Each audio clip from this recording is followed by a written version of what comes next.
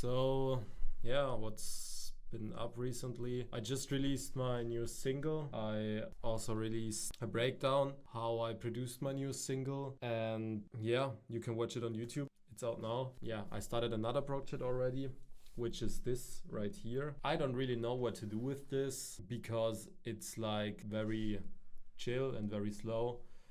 I usually do faster stuff, but I think it's not bad. You guys have to tell me what you like better, if I'm breaking down like stuff that's already have been made, or if you want to see how I create a song from scratch like I did in the second part. So I actually started with this loop.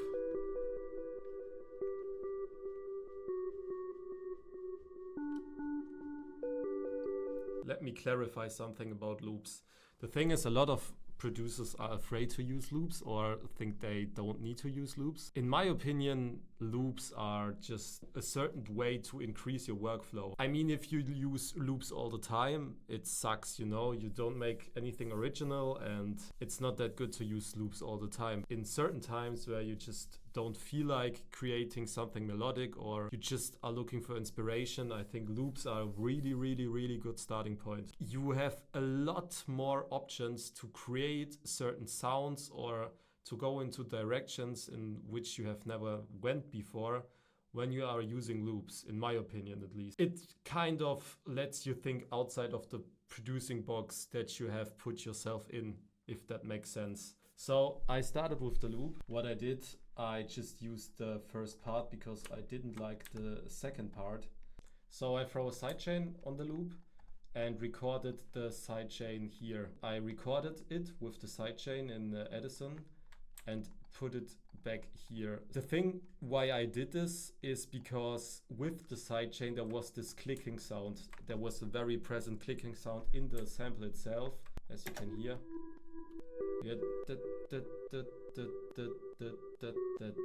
And I wanted to get rid of it, and you are able to do that if you render it out and just make it a little bit quieter at the end of the sample. With that in mind, it sounds something like this.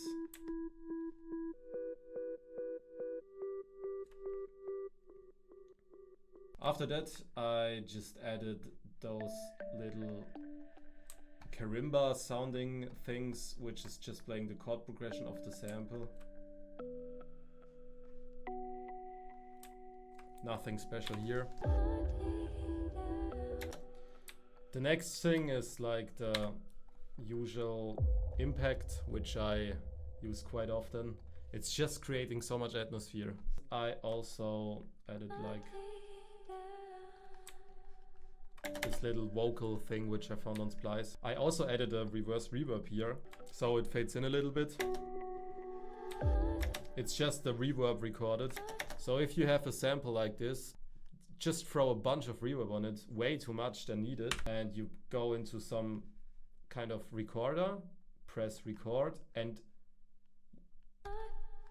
just play it very fast. And I'm able to just throw it in here. Let me make that bigger. And now you can see all the frequencies here. That's what we want, the tail of this. Now we reverse it and you get something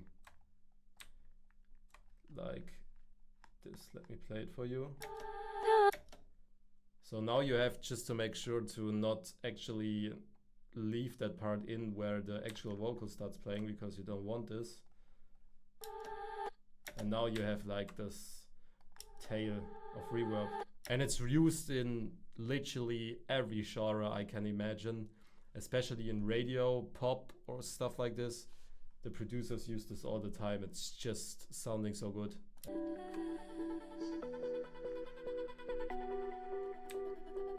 This is also just a vocal sample which I found on Splice, and it's just there to create a lot of atmosphere.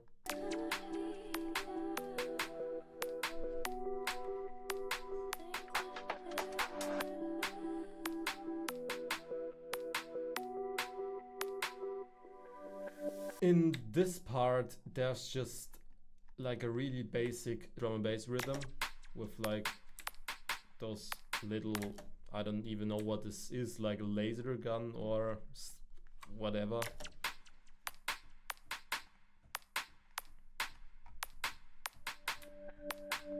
This right here is just recorded from this.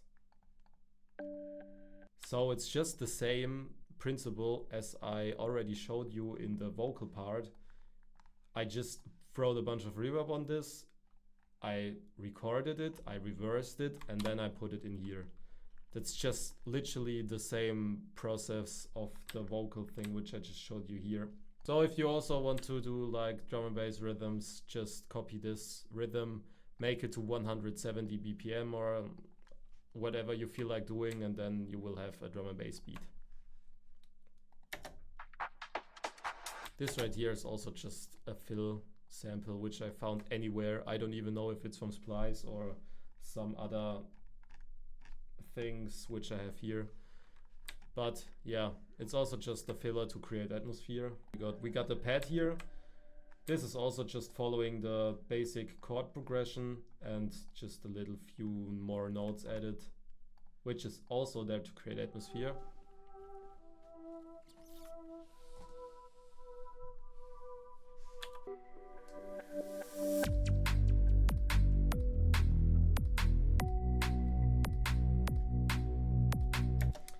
And after that, it goes on into the drop.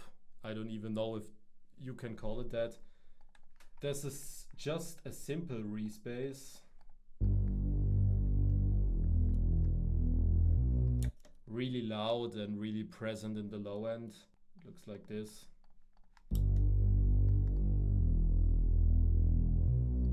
You can copy it if you want.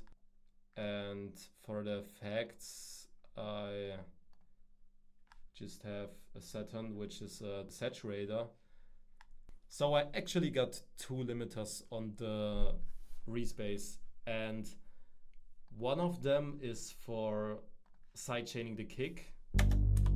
Let me play everything so you can hear it.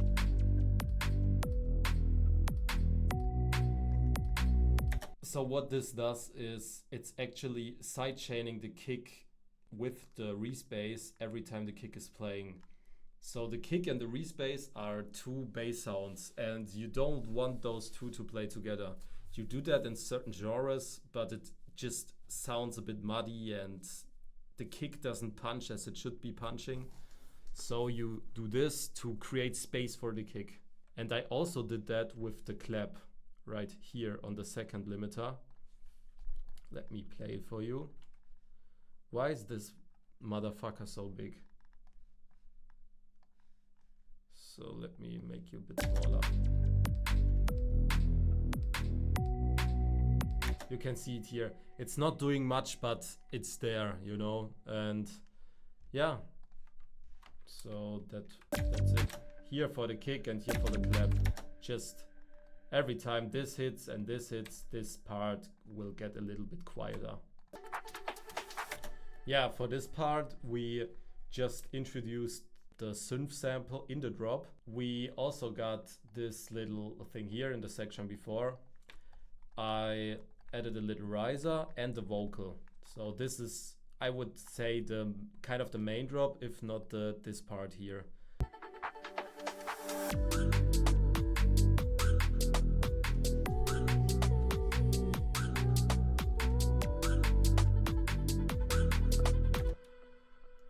And this thing right here makes it a lot more danceable in my opinion. This is the only groove thing which is separating this part from that.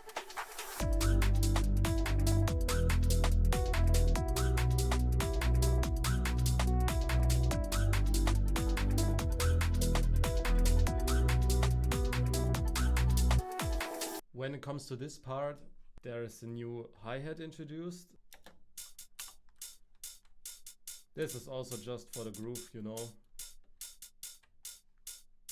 We also got this pad right here, which is also playing here in the first part. And we got this counter melody here, this right here.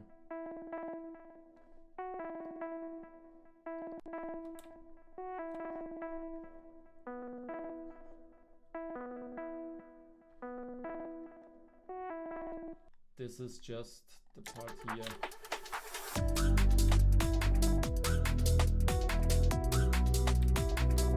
We also got this break loop, which is also already introduced here, but with a little bit of volume fade.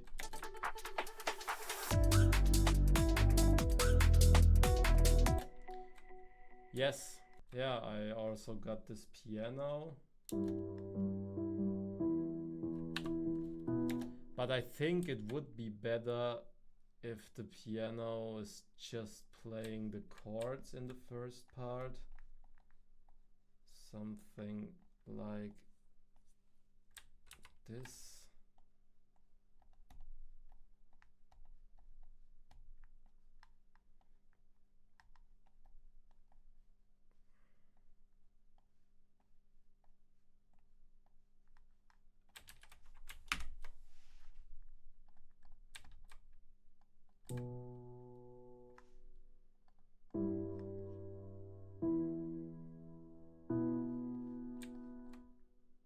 I think that's better.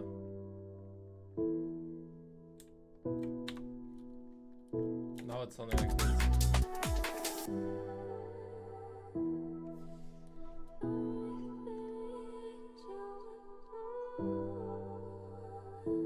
Maybe we could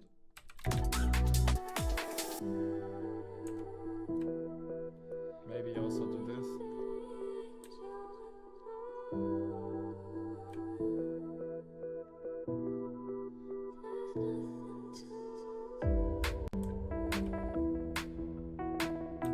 And now is the part where the piano gets the movement, you know? I think that would be better.